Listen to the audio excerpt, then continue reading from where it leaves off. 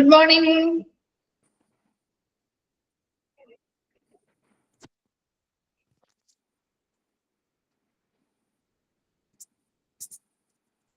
Good morning, ma'am. Good morning. Okay, നമ്മുടെ general terms അല്ലേ എടുത്തോണ്ടിരിക്കുന്നേ chapter. Okay, അതെ മാം. എവിടെ വരെയാണ് നമ്മൾ കഴിഞ്ഞ ക്ലാസ്സിൽ എടുത്ത് നിർത്തിയത്? മെഡിക്കൽ ടേംസ് പറഞ്ഞില്ലേ, കണ്ടീഷൻസ് ആൻഡ് ഡിസീസസ് അല്ലേ എടുത്തോണ്ടിരിക്കുന്നേ.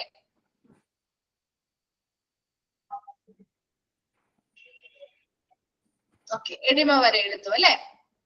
ഓക്കെ, ശരി, എഡിമ പറഞ്ഞു. ഓക്കെ, നെക്സ്റ്റ് എംബോളസ് തുടങ്ങി സ്റ്റാർട്ട് ചെയ്യണം. അവിടെ വരെ ക്ലിയർ ആണോ എല്ലാവർക്കും? ഓക്കെ ആണോ? പേര് ചോദിച്ചാലും കിട്ടും, കിട്ടില്ലേ? ചോദിക്കാനുള്ള ക്വസ്റ്റ്യൻ ആണ് ഭാഗമാണ് കേട്ടോ. ഈ ഒരു ചാപ്റ്റർ ഒരിക്കലും നിങ്ങൾ സ്കിപ്പ് ചെയ്ത് കളയരുത്. ഒരുപാട് ക്വസ്റ്റ്യൻസ് വരാൻ സാധ്യതയുള്ള ചാപ്റ്റർ ആണ്. ഓരോന്നിലും നമുക്ക് ക്വസ്റ്റ്യൻ ഇടാൻ പറ്റും. അതുകൊണ്ട് തന്നെ ഏതാണ് നമുക്ക് ഇമ്പോർട്ടന്റ് ആണെന്നൊന്നും പറയാൻ പറ്റില്ല. ഏത് വേണമെങ്കിലും ചോദിക്കാം. അതുകൊണ്ട് വളരെ ഇമ്പോർട്ടന്റ് ആണെന്ന് തന്നെ കരുതി പഠിക്കണം കേട്ടോ. ഒരിക്കലും സ്കിപ്പ് ചെയ്ത് നമ്മുടെ മെഡിക്കൽ ടെർമിനോളജി പഠിച്ച പോലെ തന്നെ വളരെ ഇമ്പോർട്ടന്റ് ആയിട്ട് ഇതിൽ നിന്ന് വേണമെങ്കിലും ക്വസ്റ്റ്യൻസ് വരാൻ സാധ്യതയുള്ള ഒരു ചാപ്റ്റർ കൂടിയാണ്. ഓക്കെ, അപ്പൊ എഡിമ വരെയും ക്ലിയർ ആണെന്ന് വിചാരിക്കുന്നു. ഓക്കെ അല്ലേ? നെക്സ്റ്റ് കണ്ടിന്യൂ ചെയ്യാലോ? Okay, next embolus. അടുത്തൊരു ടേം ആണ് എംബോളസ് എന്ന് പറയുന്നത്. എംബോളസ് എന്ന് പറഞ്ഞാൽ A blood clot, air bubble or other obstruction blocking blood flow in the affected blood vessels. ഇവിടെ എംബോളസ് എന്ന് പറഞ്ഞാല് ഒരു ബ്ലഡ് വെസലിനെ ഒന്നില്ലെങ്കിൽ ഒരു ബ്ലഡ് ക്ലോട്ട് മൂലമോ അല്ലെങ്കിൽ ഒരു എയർ ബബിൾ ഒരു വായു കുമിളയോ അല്ലെങ്കിൽ മറ്റെന്തെങ്കിലും ഒബ്സ്ട്രക്ഷൻസ് അല്ലെങ്കിൽ തടസ്സമോ ഉണ്ടാക്കി blocking blood flow in the affected blood vessel, അത് ബാധിക്കുന്ന ആ ബ്ലഡ് വെസൽസിലേക്ക് എന്ത് ചെയ്യുന്നു? ബ്ലഡ് ഫ്ലോ ബ്ലോക്ക് ചെയ്യുന്ന അല്ലെങ്കിൽ ആ ഒരു രക്തത്തിന്റെ പ്രവാഹത്തെ തടസ്സപ്പെടുത്തുന്നതിനെയാണ് എംബോളസ് എന്ന് പറയുന്നത്. ഒരു എംബോളസ് കണ്ടീഷൻ എന്ന് പറഞ്ഞാൽ ചിലപ്പോൾ അത് ആ ഒരു ബാധിച്ച ബ്ലഡ് വെസൽസിൽ ചിലപ്പോൾ എന്തെങ്കിലും ബ്ലഡ് ക്ലോട്ടുകൾ മൂലമായിരിക്കാം ബ്ലഡ് ഫ്ലോ എന്ത് ചെയ്യുന്നത്? തടസ്സപ്പെട്ടിരിക്കുന്നത്. അല്ലെങ്കിൽ ചിലപ്പോൾ ഒരു എയർ ബബിൾ ആയിരിക്കാം, എന്തെങ്കിലും ഒരു വായു കുമിള മൂലമായിരിക്കാം, അല്ലെങ്കിൽ മറ്റെന്തെങ്കിലും രീതിയിലുള്ള ഒബ്സ്ട്രക്ഷൻസ് അല്ലെങ്കിൽ തടസ്സങ്ങൾ ഉണ്ടാവുന്നത് വഴി അത് ബാധിച്ചിട്ടുള്ള ബ്ലഡ് വെസലിലേക്ക് ബ്ലഡ് ഫ്ലോ എന്ത് ചെയ്യുന്നു? ബ്ലോക്ക് ചെയ്യുന്ന അല്ലെങ്കിൽ തടസ്സപ്പെടുന്ന അല്ലെങ്കിൽ രക്തക്കുഴലിലേക്ക് രക്തയോട്ടം തടയുന്ന ഒരു കണ്ടീഷനെയാണ് എംബോളസ് എന്ന് പറയുന്നത്. എംബോളസ് കണ്ടീഷൻ എന്ന് പറഞ്ഞാല് അത് ബാധിച്ചിട്ടുള്ള ബ്ലഡ് വെസലിലേക്ക് ഒന്നില്ലെങ്കിൽ ബ്ലഡ് ക്ലോട്ട് മൂലമോ അല്ലെങ്കിൽ എന്തെങ്കിലും എയർ ബബിള് വായുകുമിള മൂലമോ അല്ലെങ്കിൽ മറ്റെന്തെങ്കിലും രീതിയിലുള്ള തടസ്സങ്ങൾ മൂലം അല്ലെങ്കിൽ ഒബ്സ്ട്രക്ഷൻസ് അല്ലെങ്കിൽ തടസ്സങ്ങൾ മൂലം ആ ഒരു അത് ബന്ധപ്പെട്ടിട്ടുള്ള അല്ലെങ്കിൽ അത് ബാധിച്ചിട്ടുള്ള ആ ഒരു ബ്ലഡ് വെസലിലേക്ക് ബ്ലഡിന്റെ ഫ്ലോ അല്ലെങ്കിൽ എന്ത് ചെയ്യുന്നു? തടസ്സപ്പെടുന്ന ഒരു കണ്ടീഷനെയാണ് എംബോളസ് എന്ന് പറയുന്നത്. ക്ലിയർ ആണോ? എംബോളസ് ഒരു ബ്ലഡ് ക്ലോട്ട് ആവാം, എയർ ബബിൾ ആവാം, അല്ലെങ്കിൽ മറ്റെന്തെങ്കിലും രീതിയിലുള്ള ഒബ്സ്ട്രക്ഷൻസ് അല്ലെങ്കിൽ തടസ്സങ്ങളാവാം. അതുമൂലം അത് ബാധിച്ചിട്ടുള്ള ബ്ലഡ് വെസലിലേക്ക് ബ്ലഡിന്റെ ഫ്ലോ എന്ത് ചെയ്യുന്നു? ബ്ലോക്ക് ആവുന്ന ഒരു കണ്ടീഷനെയാണ് എംബോളസ് എന്ന് പറയുന്നത്. ഓക്കെ ആണോ? എംബോളസ് അതായത് ക്ലാസ്സിൽ വെച്ച് തന്നെ പഠിച്ചു പോണം കേട്ടോ. കുറെ കാര്യങ്ങൾ നമുക്ക് അറിയാവുന്നതായിരിക്കും. അപ്പൊ ക്ലാസ്സിൽ വെച്ച് തന്നെ പഠിച്ചു പോയാൽ നിങ്ങൾക്ക് അത്രയും എഫർട്ട് പിന്നെ കുറച്ചെടുക്കാം. അതുകൊണ്ടാണ് പിന്നെയും മിസ് റിപ്പീറ്റ് ചെയ്യുന്നത് കേട്ടോ. അടുത്തതാണ് ഫ്രാക്ചർ. ഇത് കേട്ടിട്ടില്ലേ? ഫ്രാക്ചർ നമുക്ക് കേട്ട് പരിചയമുള്ളതാണ് അല്ലേ? ഒടിവുകള്. എന്താണ് ഫ്രാക്ചറില്? Broken bone ranging from a crack to a complete break. അല്ലെ? ബോൺസിന്റെ എന്താണ്? ബ്രോക്കൺ ബോൺ ആണ് അല്ലെ? ഒടിഞ്ഞ അസ്ഥി എന്നാണ് ശരിക്കും നമ്മൾ ഫ്രാക്ചർ കൊണ്ട് ഉദ്ദേശിക്കുന്നത് അല്ലെ? റേഞ്ചിങ് ഫ്രം അതായത് ചെറിയ രീതിയിലുള്ള ഒരു പൊട്ടല് മുതൽ ടു എ കംപ്ലീറ്റ് ബ്രേക്ക് പൂർണ്ണമായിട്ടുള്ള ഒരു ഒടിവ് വരെയും നമ്മൾ ഫ്രാക്ചർ എന്നൊരു ടേമിൽ ഉൾപ്പെടുന്നുണ്ട്. ഫ്രാക്ചർ എന്ന് പറഞ്ഞാൽ നമ്മൾ ശരിക്കും ഒടിവ് എന്ന് പറയാറുണ്ടെങ്കിൽ പോലും ബ്രോക്കൺ ബോൺ ആണ്. ശരിയാണ്. ഇതാണ് അസ്ഥി ഒടിയുന്ന അവസ്ഥയാണ് നമ്മൾ ഫ്രാക്ചർ എന്ന് പറയുന്നത്. അപ്പൊ ചെറിയ രീതിയിൽ നമ്മൾ പറയാറുണ്ട് ഡോക്ടർ ചെല്ലുമ്പോൾ അല്ലെ? ചെറിയൊരു പൊട്ടലേ ഉള്ളൂ എന്ന് പറയാറില്ലേ ഡോക്ടറെ? പറയാറില്ല. ചെറിയൊരു പൊട്ടലേ ഉള്ളൂ, നമുക്കത് കുറച്ച് ദിവസം റെസ്റ്റ് എടുത്ത് പ്ലാസ്റ്റർ ചെയ്ത് കഴിഞ്ഞാൽ ശരിയാക്കി എടുക്കാം. അതുപോലെ തന്നെ പൂർണ്ണമായിട്ടുള്ള ഒടിവുകളും ഉണ്ടാവാറുണ്ട് അല്ലേ? അപ്പൊ രണ്ട് രീതിയിലുണ്ട്. അപ്പൊ ചെറിയൊരു പൊട്ടൽ മുതല് പൂർണ്ണമായിട്ടുള്ള ഒരു ഒടിവുണ്ടാകുന്നത് വരെയുള്ള എല്ലാ കാര്യങ്ങളും ആ ഒരു റോഡുമായി ബന്ധപ്പെട്ട് ചെറിയ പൊട്ടലായിക്കോട്ടെ വലിയ രീതിയിലുള്ള ഒരു ഒടിവായിക്കോട്ടെ അതെല്ലാം നമ്മൾ ഈ ഒരു ഫ്രാക്ചർ എന്ന് പറയുന്ന ടേമിൽ തന്നെയാണ് ഉൾപ്പെടുത്താറ്. ക്ലിയർ ആണോ?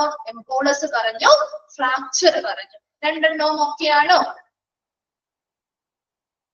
ക്ലിയർ ആണോ? ഓക്കെ. ദെൻ അടുത്തതാണ് ഏട്രിയൽ ഫൈബ്രിലേഷൻ. ഏട്രിയൽ ഫൈബ്രിലേഷൻ എന്ന് പറഞ്ഞാൽ uncoordinated quivering movement of the heart muscle resulting in an irregular pulse and poor blood flow. ഇവിടെ ഏട്രിയൽ ഫൈബ്രിലേഷൻ എന്ന് പറഞ്ഞാല് അൺകോർഡിനേറ്റഡ്, അതായത് ഒരു ഏകോപനമില്ലാത്ത ഒരു ക്യൂവറിംഗ് മൂവ്മെന്റ്, ഒരു വിറയ്ക്കുന്ന രീതിയിലുള്ള ഒരു movement of the heart muscles.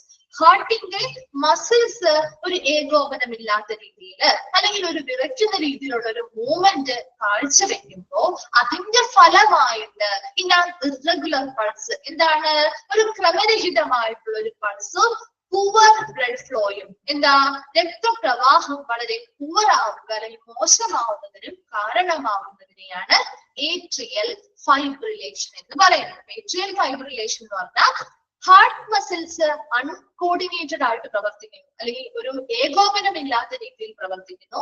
അതുപോലെ തന്നെ ഹാർട്ട് മസിൽസിന് ഒരു വിറയ്ക്കുന്ന രീതിയിലൊരു മൂവ്മെന്റും ഒരു ഏകോപനവും ഇല്ലാത്ത രീതിയിൽ പ്രവർത്തിക്കുന്നത് വഴി അവിടെ പൾസിന് എന്ത് ചെയ്യുന്നു, ക്രമരഹിതം, ഇറഗുലർ പൾസ് ആണ്. അതിന്റെ ഫലമായിട്ടുണ്ടാവുന്നത് ഒരു ക്രമരഹിതമായിട്ടുള്ള ഒരു പൾസ് ആയിരിക്കും. അതുപോലെ തന്നെ ബ്ലഡ് ഫ്ലോയും വളരെ പൂവറായിട്ട് അല്ലെങ്കിൽ മോശമാകുന്ന ഒരു അവസ്ഥയിലാണ് ഏട്രിയൽ ഫൈബ്രിലേഷൻ എന്ന് പറയുന്നത്. ആ ഹാർട്ട് മസിൽസിന്റെ അൺകോർഡിനേറ്റഡ് ആയിട്ടുള്ള ക്യൂവറിംഗ് മൂവ്മെന്റ് കാരണമാണ് ഇറഗുലർ പൾസും പൂവർ ബ്ലഡ് ഫ്ലോയും ഉണ്ടാവുന്നത്. ആ ഒരു കണ്ടീഷനെയാണ് നമ്മുടെ ഏട്രിയൽ ഫൈബ്രിലേഷൻ എന്ന് പറയുന്നത്. ക്ലിയർ ആണോ? ഏട്രിയൽ ഫൈബ്രിലേഷൻ ഇതുപോലെ തന്നെയായിരിക്കും ക്വസ്റ്റ്യൻ വരിക. ഓരോ പോയിന്റ്സും ഇത് അങ്ങനെ തന്നെയായിരിക്കും ചോദിക്കുന്നത് കേട്ടോ. ഓരോന്നും വ്യത്യസ്തമായിട്ട് തന്നെ പഠിച്ചു വെച്ചേക്കണം കേട്ടോ. ഒരിക്കലും കൺഫ്യൂസ്ഡ് ആവാൻ നിൽക്കരുത്. അപ്പൊ എന്താന്നുള്ളത് മനസ്സിലാക്കാം.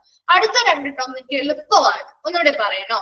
ഏട്രിയൽ ഫൈബ്രിലേഷൻ എന്ന് പറഞ്ഞാൽ നിങ്ങൾ ഇത്രയും മനസ്സിലാക്കിയാൽ മതി. നമ്മുടെ ഹാർട്ട് മസിൽസ് അൺകോർഡിനേറ്റഡ് ആണ്. അത് വളരെ കോർഡിനേറ്റഡ് ആയിട്ട് പ്രവർത്തിക്കുമ്പോഴാണ് നമ്മുടെ എല്ലാ ഹാർട്ടുമായി ബന്ധപ്പെട്ട എല്ലാ കാര്യങ്ങളും നന്നായിട്ട് നടക്കുക, അല്ലെ? ഇവിടെ ഹാർട്ട് മസിൽസ് അൺകോർഡിനേറ്റഡ് ആയിട്ടുള്ള രീതിയിൽ, ഒരു ഏകോപനമില്ലാത്ത രീതിയിൽ, ഒരു വിറയ്ക്കുന്ന രീതിയിലുള്ള ഒരു മൂവ്മെന്റ് കാഴ്ചവെക്കുന്നത് വഴി നമ്മുടെ ഹൃദയവുമായി ബന്ധപ്പെട്ട് നമ്മുടെ പൾസ് ഇറഗുലർ ആവുന്നു. അതുപോലെ തന്നെ ഹാർട്ടുമായി ബന്ധപ്പെട്ട ഒരു ബ്ലഡ് ഫ്ലോയും വളരെ പുവർ ആവുന്ന ഒരു കണ്ടീഷനെയാണ് ഏട്രിയൽ ഫൈബ്രിലേഷൻ എന്ന് പറയുന്നത്. ക്ലിയർ ആണോ? ഓക്കെ. നെക്സ്റ്റ് രണ്ടെണ്ണം നമുക്ക് അറിയാവുന്നതാണ്, ഹൈപ്പർ ടെൻഷനും ഹൈപ്പോ ടെൻഷനും. കേട്ടിട്ടില്ലേ? ഡോക്ടേഴ്സിന്റെ അടുത്ത് പോകുമ്പോ ഹൈപ്പർ ടെൻഷൻ, ഹൈപ്പോ ടെൻഷൻ ഈ ടേംസ് കേട്ടിട്ടില്ലേ? എന്താണ് ഒരു ഹൈപ്പർ ടെൻഷൻ? ഹൈപ്പർ എന്ന് പറയുമ്പോ എന്താണ്? ബ്ലഡ് പ്രഷർ കൂടുകയാണോ കുറയുകയാണോ? ഉയരുന്നു, അല്ലെ? അബ്നോർമലി ഹൈ ബ്ലഡ് പ്രഷർ ആണ്. അസാധാരണമായിട്ട് ഒരു ഉയരുന്ന ബ്ലഡ് പ്രഷർ അല്ലെങ്കിൽ രക്തസമ്മർദ്ദത്തെയാണ് നമ്മുടെ ഹൈപ്പർ ടെൻഷൻ എന്ന് പറയുന്നത്, അല്ലെ? കൂടുന്ന അവസ്ഥ, അബ്നോർമലി അസാധാരണമായിട്ടുള്ള ഉയരുന്ന, സാധാരണമായിട്ട് നമ്മുടെ ബ്ലഡ് പ്രഷർ അല്ലെങ്കിൽ രക്തസമ്മർദ്ദം ഉയർന്ന അവസ്ഥയാണ് ഹൈപ്പർ ടെൻഷൻ എന്ന് പറയുന്നത്. അപ്പൊ ഹൈപ്പോ എന്തായിരിക്കും? ഹൈപ്പോ ടെൻഷൻ കുറയുന്ന അവസ്ഥ, അല്ലെ?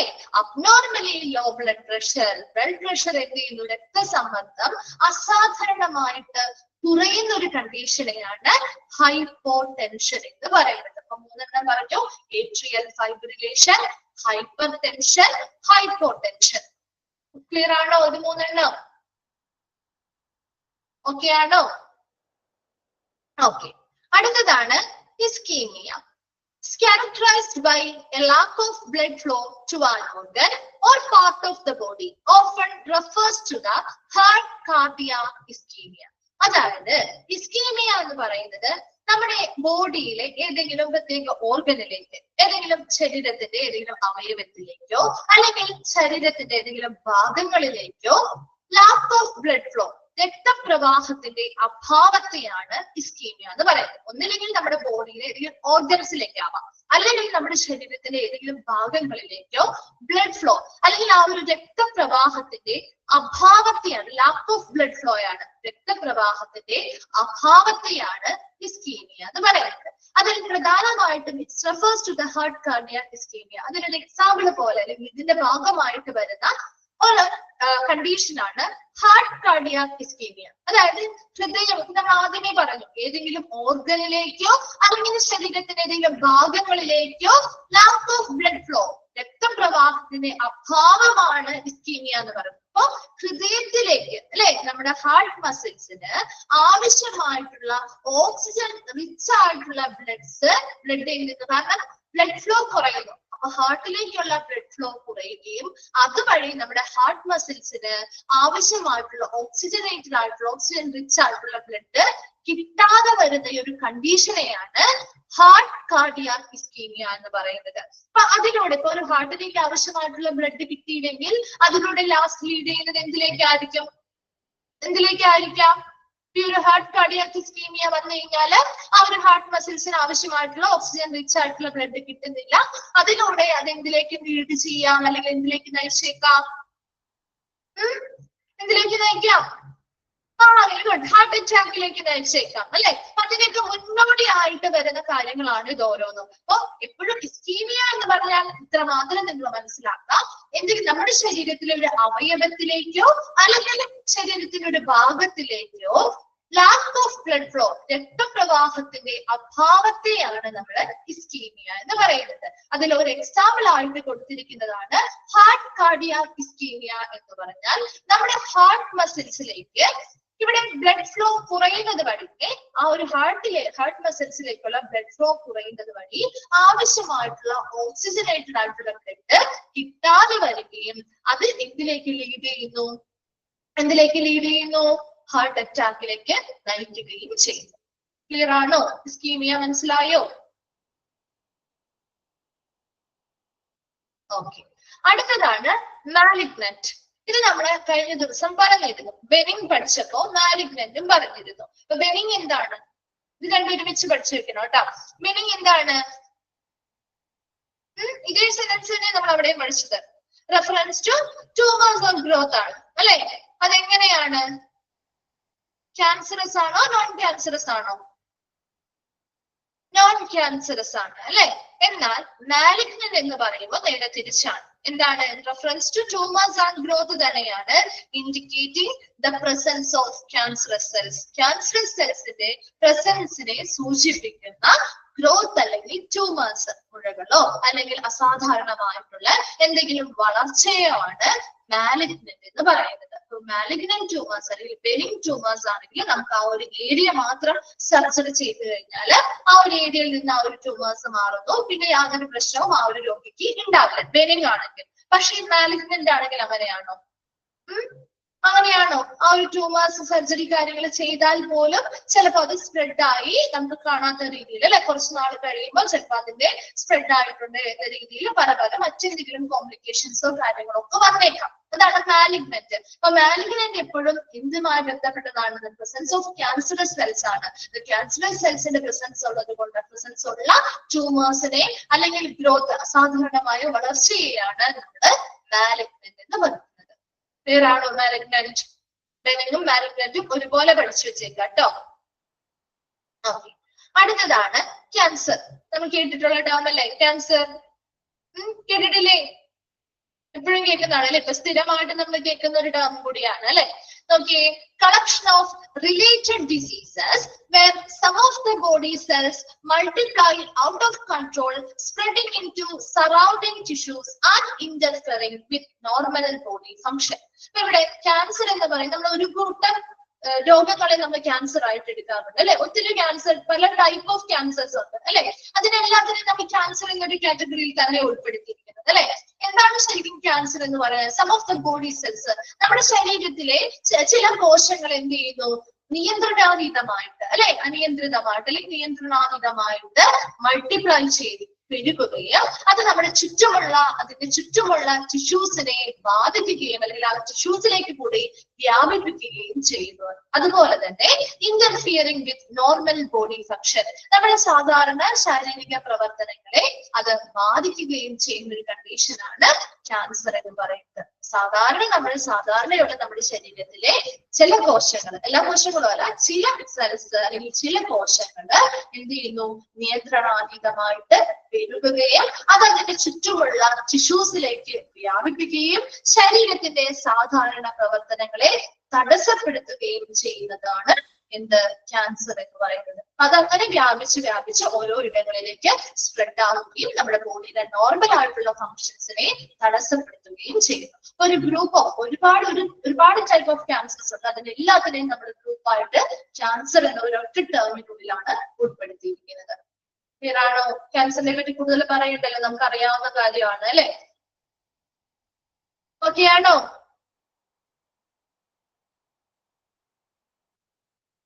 ഓക്കെ. നെക്സ്റ്റ് വരുന്നതാണ് നോർമൽ സൈനസ് റിതം. അപ്പൊ ഓരോ ടേംസ് ആണ് കേട്ടോ, ഇത് ഓരോന്നും നമ്മൾ യൂസ് ചെയ്യുന്ന ഓരോ ടേമുകളാണ്. നോർമൽ സൈനസ് റിതം എന്ന് പറഞ്ഞാൽ a normal heartbeat pattern usually is between 60 and 80 beats per minute in an adult. അപ്പൊ ഒരു നോർമൽ സൈനസ് റിതം എന്ന് പറഞ്ഞാൽ a normal heartbeat pattern, സാധാരണയുള്ള നമ്മുടെ ഹൃദയത്തിന്റെ പാറ്റേൺ ആണ്. That usually is between 16 and 18 beats per minute in an adult. ഒരു അഡൾട്ടില് ഒരു മിനിറ്റില് 60 മുതൽ 80 ഇടയിലാണ് സാധാരണയായിട്ടുള്ള നോർമൽ ഹാർട്ട് ബീറ്റ് പാറ്റേൺ എന്ന് പറയുന്നത്. അപ്പൊ അത് സാധാരണ നമ്മൾ 72 ഒക്കെയാ പറയാറ് അല്ലെ? ഒരു റേഞ്ച് 72 ഒക്കെ അല്ലേ നമ്മൾ ഒരു ആവറേജ് ആയിട്ട് എടുത്ത് പറയാറ്. ഒരു അഡൾട്ടിന് ഒരു മിനിറ്റില് 60 മുതൽ 80 ഇടയിലായിരിക്കണം സാധാരണയുള്ള നോർമൽ ഹാർട്ട് ബീറ്റ് പാറ്റേൺ. അതാണ് നോർമൽ സൈനസ് റിതം എന്ന് പറയുന്നത്, സാധാരണയുള്ള നമ്മുടെ ഹൃദയമിടിപ്പിന്റെ പാറ്റേൺ. അപ്പൊ അത് ഒരു അഡൾട്ടിനാണെങ്കിൽ ഒരു മിനിറ്റില് 16 മുതൽ 18 ഇടയിലായിരിക്കണം പറയുന്നത്. ഓക്കെ. അടുത്തതാണ് ട്യൂമർ. ട്യൂമർ എന്താ? A swelling or mass often used in relation to cancer. ക്യാൻസറുമായി ബന്ധപ്പെട്ട് നമ്മൾ പറയുന്ന ഒരു ടേമാണ് ട്യൂമർ അല്ലെ? ക്യാൻസറുമായി ബന്ധപ്പെട്ടല്ലേ നമ്മൾ പറയാറ്, കൂടുതലും ക്യാൻസറുമായി ബന്ധപ്പെട്ടല്ലേ നമ്മൾ ട്യൂമേഴ്സ് ആണെന്നൊക്കെ പറയാറ് അല്ലെ? അപ്പൊ ക്യാൻസറുമായി ബന്ധപ്പെട്ട് നമ്മൾ ഉപയോഗിക്കുന്ന ഒരു ടേമാണ്, അല്ലെങ്കിൽ പറയുന്ന ഒരു ടേമാണ് a swelling or mass. Tumour എന്ന് പറഞ്ഞാൽ എന്താ? ഒരു മുഴകള് പോലെ അല്ലെങ്കിൽ ഒരു വീക്കം പോലെ കാണുക അല്ലേ? ശരിക്കും അല്ലെ? നമ്മൾ അങ്ങനെയല്ലേ പറയുന്നത്? ഒരു മുഴകൾ പോലെയോ അല്ലെങ്കിൽ ഒരു ഗ്രൂപ്പ് ഓഫ് സെൽസിന്റെ ഒരു കൂട്ടം അല്ലെ? ഒരു ഗ്രൂപ്പ് ഓഫ് സെൽസിന്റെ ഒരു കൂട്ടം അല്ലെങ്കിൽ ഒരു സ്വെല്ലിംഗ്, ഒരു വീക്കം പോലെ അല്ലെങ്കിൽ മുഴകൾ പോലെ നമുക്ക് ഫീൽ ചെയ്യുന്നതാണ് ട്യൂമേഴ്സ് എന്ന് പറയുന്നത്. അത് സ്വാഭാവികമായിട്ട് നമ്മുടെ ക്യാൻസറുമായി റിലേറ്റ് ചെയ്താണ് നമ്മൾ എപ്പോഴും യൂസ് ചെയ്യുന്ന ഒരു ടേം കൂടിയാണ്. അത്രയും വളരെ സിമ്പിൾ ആയിട്ട് തന്നെ കൊടുത്തിട്ടുള്ളൂ, അത് മാത്രം നിങ്ങൾ മനസ്സിലാക്കിയാൽ മതി കേട്ടോ. ഇത്രയും നമുക്ക് ഒന്നുകൂടി പറയാം. ഏതൊക്കെയാ പറഞ്ഞേ? ഏട്രിയൽ ഫൈബ്രിലേഷൻ എന്ന് പറഞ്ഞാല് നമ്മുടെ ഹാർട്ടിന്റെ മസിൽസ് അൺകോർഡിനേറ്റഡ് ആയിട്ട് ഏകോപനമില്ലാത്ത രീതിയിലോ അല്ലെങ്കിൽ ഒരു വിറയ്ക്കുന്ന മൂവ്മെന്റ് അല്ലെങ്കിൽ ഒരു ചലനം കാഴ്ചവെക്കുന്നതിലൂടെ നമ്മുടെ പൾസ് ക്രമരഹിതമായിട്ടുള്ള ഒരു പൾസ് ഉണ്ടാകുന്നു. അതുപോലെ തന്നെ ബ്ലഡ് ഫ്ലോയും വളരെ പൂവർ ആയിട്ടായിരിക്കും നടക്കുന്നത്. ആ ഒരു കണ്ടീഷനെയാണ് ഏട്രിയൽ ഫൈബ്രിലേഷൻ എന്ന് പറയുന്നത്. ഹൈപ്പർ ടെൻഷൻ എന്ന് പറഞ്ഞാല് രക്തസമ്മർദ്ദം അനിയന്ത്രിതമായിട്ട് അല്ലെങ്കിൽ അസാധാരണമായ രീതിയിൽ ഉയരുന്നതിനെയാണ് ഹൈപ്പർ ടെൻഷൻ എന്ന് പറയുന്നത്. ഹൈപ്പോ ടെൻഷൻ എന്ന് പറഞ്ഞാല് രക്തസമ്മർദ്ദം അസാധാരണമായ രീതിയിൽ കുറയുന്നതിനെയാണ് ഹൈപ്പോ ടെൻഷൻ എന്ന് പറയുന്നത്. ഇസ്കീമിയ എന്ന് പറയുന്നത് ശരീരത്തിന്റെ ഒരു ഓർഗനിൽ, ഒരു അവയവത്തിലേക്കോ അല്ലെങ്കിൽ മറ്റേതെങ്കിലും ഒരു ഭാഗത്തേക്കോ ഉള്ള രക്തപ്രവാഹത്തിന്റെ അഭാവത്തെയാണ് ഇസ്കീമിയ എന്ന് പറയുന്നത്. അതിന്റെ ഒരു എക്സാമ്പിൾ ആയിട്ട് കൊടുത്തിരിക്കുന്നത് ഹാർട്ട് കാർഡിയാക് ഇസ്കീമിയ, അതായത് ഹൃദയത്തിലേക്ക് ഉള്ള ആ ഒരു കൊറോണറി ആർട്ടറികളിലൂടെയുള്ള ബ്ലഡ് ഫ്ലോ എന്തെങ്കിലും പല കാരണങ്ങൾ കൊണ്ട് അത് ബ്ലോക്ക് ആവാം കേട്ടോ, അല്ലെങ്കിൽ അത് നല്ല രീതിയിൽ ഫ്ലോ നടക്കാതെ വരുമ്പോ നമ്മുടെ ഹാർട്ട് മസിൽസിന് ആവശ്യമായിട്ടുള്ള ഓക്സിജൻ റിച്ച് ആയിട്ടുള്ള ബ്ലഡ് കിട്ടാതെ വരുന്ന ഒരു അവസ്ഥ ഉണ്ടാവുന്നു. അതിൽ എന്തിലേക്ക് നയിക്കുന്നു? ഹാർട്ട് അറ്റാക്കിലേക്ക് നയിക്കുന്ന ഒരു കണ്ടീഷനാണ് heart cardiac ischaemia. Then malignant എന്ന് പറഞ്ഞാൽ tumours or growth indicating the presence of cancerous cells. Cancerous സെൽസിന്റെ പ്രസൻസ് അല്ലെങ്കിൽ ഉണ്ട് എന്ന പ്രസൻസ് ഉള്ളതിനെ സൂചിപ്പിക്കുന്ന രീതിയിലുള്ള ട്യൂമേഴ്സ് അല്ലെങ്കിൽ ഗ്രോത്ത്, സാധാരണമായ വളർച്ചകളെയൊക്കെയാണ് നമ്മൾ മാലിഗ്നന്റ് എന്ന് പറയുന്നത്. ക്യാൻസർ എന്ന് പറഞ്ഞാൽ ഒരു ഗ്രൂപ്പ് ഓഫ് ഡിസീസുകളെയാണ് നമ്മൾ ഒരുപാട് ടൈപ്സിനെയും നമ്മൾ ക്യാൻസർ എന്നുള്ളതിൽ തന്നെയാണ് ഉൾപ്പെടുത്തുന്നത്. എന്ന് വെച്ചാൽ എന്താ? നമ്മുടെ ശരീരത്തിലെ ചില പ്രത്യേകമായിട്ടുള്ള കോശങ്ങൾ എന്ത് ചെയ്യുന്നു, നിയന്ത്രണാതീതമായിട്ട് വരികയും അത് അതിന് ചുറ്റുമുള്ള ടിഷ്യൂസിലേക്ക് വ്യാപിക്കുകയും അത് നമ്മുടെ സാധാരണ ശരീര പ്രവർത്തനങ്ങളെ തടസ്സപ്പെടുത്തുകയും ചെയ്യും. Then normal sinus rhythm എന്ന് പറഞ്ഞാൽ ഒരു നോർമൽ ഹാർട്ട് ബീറ്റ് പാറ്റേൺ ആണ്. ഒരു അഡൾട്ടിന് ഒരു മിനിറ്റില് 16 മുതൽ 18 ബീറ്റ്സിനും ഇടയിലായിരിക്കും റേഞ്ച് എന്ന് പറയുന്നത്. Then ട്യൂമർ എന്ന് പറഞ്ഞാൽ ഒരു റിലേറ്റഡ് ടു ക്യാൻസറുമായി ബന്ധപ്പെട്ട് ഉപയോഗിക്കുന്ന ഒരു ടേം ആണ്. അതൊരു സ്വെല്ലിംഗ് പോലെ, ഒരു വീർത്ത് ഇരിക്കുന്ന ഒരു അവസ്ഥ, അല്ലെങ്കിൽ ഒരു ഗ്രൂപ്പ് ഓഫ് ടിഷ്യൂസ് ഒരു മുഴകൾ പോലെയൊക്കെ കാണുന്ന ഒരു അവസ്ഥയാണ്, കണ്ടീഷനെയാണ് നമ്മൾ ട്യൂമർ എന്ന് പറയുന്നത്. ക്ലിയർ ആണോ? ഇത്രയും ഓക്കെ ആണോ? ഇത്രയും ടേംസ് ക്ലിയർ ആണോ? ഓക്കെ. അടുത്തതാണ് ടെൻഷൻ ന്യൂമോതൊറാക്സ്. ഇത് പഠിച്ചിട്ടില്ലേ നിങ്ങള്? ന്യൂമോതൊറാക്സ്, ഹീമോതൊറാക്സ് പഠിച്ചിട്ടുണ്ടോ?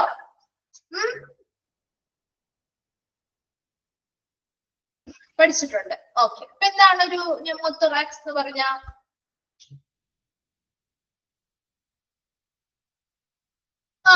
ലങ്സിൽ എയർ ലീക്ക് ആവുന്നത് അല്ലെ? അത് തന്നെയാണ് കേട്ടോ. Very good. എയർ ലീക്ക് ആവുന്ന അവസ്ഥ. ഇവിടെ ടെൻഷൻ ന്യൂമോതൊറാക്സ് എന്ന് പറഞ്ഞാലും ഇത് തന്നെ. അതായത് collapsed lung that occurs when air leaks into the space between the lungs and the chest cavity. നമ്മുടെ ശ്വാസകോശത്തിന്റെയും ചെസ്റ്റ് ക്യാവിറ്റിയുടെയും ഇടയിലായിട്ട് എയർ ലീക്ക് ആവുന്ന ഒരു കണ്ടീഷനെയാണ് ടെൻഷൻ ന്യൂമോതൊറാക്സ് എന്ന് പറയുന്നത്. എന്തുകൊണ്ടായിരിക്കാം? കൊളാപ്സ്ഡ് ലങ്, അതായത് ഇപ്പൊ എന്തെങ്കിലും വലിയ രീതിയിലുള്ള ആഘാതങ്ങളോ ആക്സിഡന്റോ കാര്യങ്ങളോ നടന്ന് ലങ്സിൽ എന്തെങ്കിലും പരിക്കുകളോ കാര്യങ്ങളോ പറ്റുമ്പോ അതിന്റെ ഫലമായിട്ട് നമ്മുടെ ലങ്സിന്റെയും ചെസ്റ്റ് ക്യാവിറ്റിയിലേക്കും ഇടയിലേക്ക് എയർ ലീക്ക് ആവുന്ന ഒരു കണ്ടീഷനെയാണ് എന്തെന്ന് പറയുന്നത്? ടെൻഷൻ ന്യൂമോതൊറാക്സ് എന്ന് പറയുന്നത്. അങ്ങനെ എയർ ലീക്ക് ആവുന്നു. നമ്മൾ അതിനനുസരിച്ച് ചെസ്റ്റ് ഡ്രെയിൻ മെത്തേഡ് ഒക്കെ ഏതെങ്കിലും എക്യുപ്മെന്റ്സ് കാര്യങ്ങളൊക്കെ ഉപയോഗിച്ച് ഡ്രെയിൻ ചെയ്ത് കളയാറുണ്ട് അല്ലെ? മാറ്റാറുണ്ട് അവിടെ നിന്ന്. അല്ല എങ്കിൽ റെസ്പിറേറ്ററി ഫെയിലിയർ ഉണ്ടാവാം. അതിലൂടെ ചിലപ്പോൾ മരണം വരെയും സംഭവിച്ചേക്കാം. അതുകൊണ്ട് തന്നെ അതൊരു ഇമ്മീഡിയറ്റ് കണ്ടീഷൻ, എമർജൻസി സിറ്റുവേഷൻ ആയിട്ട് കൺസിഡർ ചെയ്ത് നമ്മൾ എത്രയും വേഗം അതിനുള്ള സൊല്യൂഷൻസ് കൊടുക്കാറുണ്ട്. അപ്പൊ ടെൻഷൻ ന്യൂമോതൊറാക്സ് എന്ന് പറഞ്ഞാൽ ഒരു കൊളാപ്സ്ഡ് ലങ്, അല്ലെങ്കിൽ ഒരു തകർന്ന ശ്വാസകോശം എന്തെങ്കിലും ആഘാതങ്ങളാലാവാം, അല്ലെങ്കിൽ ആക്സിഡൻസോ കാര്യങ്ങളോ സംഭവിച്ചതിലാവാം. അതുമായി ബന്ധപ്പെട്ട ശ്വാസകോശത്തിന് എന്തെങ്കിലും തകർച്ച സംഭവിക്കുമ്പോൾ അതിലൂടെ ലങ്സിന്റെയും ചെസ്റ്റ് ക്യാവിറ്റിയുടെയും ഇടയിലേക്ക് എയർ ലീക്ക് ആവുന്നതിനെയാണ് ടെൻഷൻ ന്യൂമോതൊറാക്സ് എന്ന് പറയുന്നത്. ക്ലിയർ ആണോ? ഓൾറെഡി അറിയാവുന്നതാണല്ലോ നിങ്ങൾക്ക്.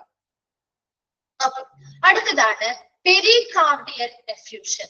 പെരികാർഡിയൽ എഫ്യൂഷൻ എന്ന് പറഞ്ഞാൽ blood or body fluid leaking into the pericardium, the sac surrounding the heart. നമ്മുടെ ഹൃദയത്തെ സറൗണ്ട് ചെയ്യുന്ന ഒരു മെംബ്രെയിൻ സാക്ക് ആണ് പെരികാർഡിയം. അപ്പൊ നമ്മൾ നേരത്തെ പറഞ്ഞ എന്താ? ന്യൂമോതൊറാക്സ് എയർ ലീക്ക് ആവുന്നതാണ്. ഇവിടെ എന്താ ലീക്ക് ആവുന്നത്? ഈ ഒരു പെരികാർഡിയം സാക്കിലേക്ക്, നമ്മുടെ ഹാർട്ടിനെ സറൗണ്ട് ചെയ്തിട്ടുള്ള പെരികാർഡിയം സാക്കിലേക്ക് എന്ത് ലീക്ക് ആവുന്ന? ബ്ലഡോ ഫ്ലൂയിഡോ ലീക്ക് ആവുന്ന അവസ്ഥയാണ് പെരികാർഡിയൽ എഫ്യൂഷൻ എന്ന് പറയുന്നത്. അപ്പൊ രണ്ടും ഒന്ന് കണക്ട് ചെയ്ത് പഠിച്ചാൽ മതി കേട്ടോ.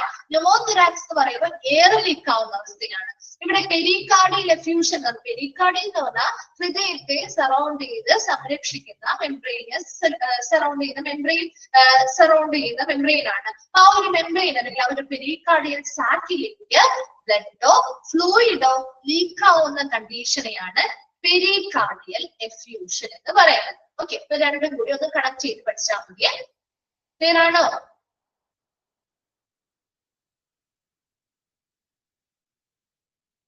ഓക്കെ. ഇനി നെക്സ്റ്റ് വണ്ണാണ് മയോകാർഡിയൽ ഇൻഫാക്ഷൻ. മയോകാർഡിയൽ ഇൻഫാക്ഷൻ എന്ന് പറഞ്ഞാൽ when an arterial blockage or slow blood flow deprives the heart of blood. അതായത് ഹൃദയത്തിലേക്ക് ആവശ്യമായിട്ടുള്ള ബ്ലഡ്, ഹൃദയത്തിലേക്ക് കൊണ്ടുപോകുന്ന ആർട്ടറിയിൽ എന്തെങ്കിലും ബ്ലോക്ക് സംഭവിക്കാം, ബ്ലോക്കേജ് അല്ലെങ്കിൽ തടസ്സം ഉണ്ടാവാം, അല്ലെങ്കിൽ അവിടേക്കുള്ള ബ്ലഡ് ഫ്ലോ വളരെ സ്ലോ ആയിട്ടായിരിക്കും നടക്കുന്നത്.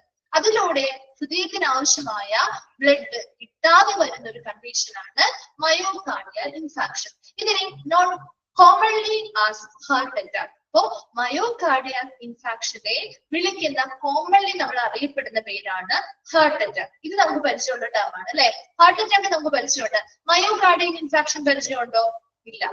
ഇവിടെ ചോദിക്കാവുന്ന ഒരു ക്വസ്റ്റ്യൻ കൂടുതലും കണ്ടിരിക്കുന്നത് ഹാർട്ട് അറ്റാക്കിന്റെ മറ്റൊരു പേര് അല്ലെങ്കിൽ മയോകാർഡിയൽ ഇൻഫാക്ഷനെ കോമൺലി അറിയപ്പെടുന്ന പേര് എന്താണ്? ഡിപ്ലോമയിൽ പഠിച്ചിട്ടുണ്ടാവും. പക്ഷെ നമുക്കൊരു പെട്ടെന്ന് നമുക്ക് സ്വാഭാവികമായിട്ടും നമ്മൾ അല്ലാതെ നമ്മൾ കേട്ട പരിചയമുള്ള ഒരു ടേം അല്ല. അതുകൊണ്ട് എപ്പോഴും ചോദിക്കാനുള്ള ഒരു ക്വസ്റ്റ്യൻ കൂടിയാണ് കേട്ടോ. മയോകാർഡിയൽ ഇൻഫാക്ഷനെ കോമൺലി അറിയപ്പെടുന്ന മറ്റൊരു പേര് എന്താണ്? ഹാർട്ട് അറ്റാക്ക് അല്ലെ? ഹൃദയത്തിലേക്ക് ആവശ്യമായ ബ്ലഡ് ആർട്ടറിയിൽ എന്തെങ്കിലും ബ്ലോക്കേജ് മൂലമോ അല്ലെങ്കിൽ ബ്ലഡ് ഫ്ലോ വളരെ കുറയുന്നത് മൂലമോ ആവശ്യമായിട്ട് കിട്ടുന്നില്ല. അതിലൂടെ ആ ഒരു കണ്ടീഷനെയാണ് നമ്മുടെ ഹാർട്ട് അറ്റാക്ക് എന്ന് പറയുന്നത്. Myocardial infarction already also known as എന്താ? ഹാർട്ട് അറ്റാക്ക് എന്നുകൂടി ഒന്ന് മനസ്സിലാക്കി വെച്ചേക്കണം കേട്ടോ. ദെൻ അടുത്തത് ഇതോടൊപ്പം തന്നെ നമുക്ക് പഠിക്കേണ്ട ഒരു ടേമാണ് ആൻജിന. പഠിച്ചിട്ടുണ്ടോ ഈ ഒരു ടേം? പഠിച്ചിട്ടില്ലേ? ആൻജിന പഠിച്ചിട്ടില്ലേ? എന്താണ് ഒരു ആൻജിന എന്ന് പറഞ്ഞ? എന്താണ് ആൻജിന?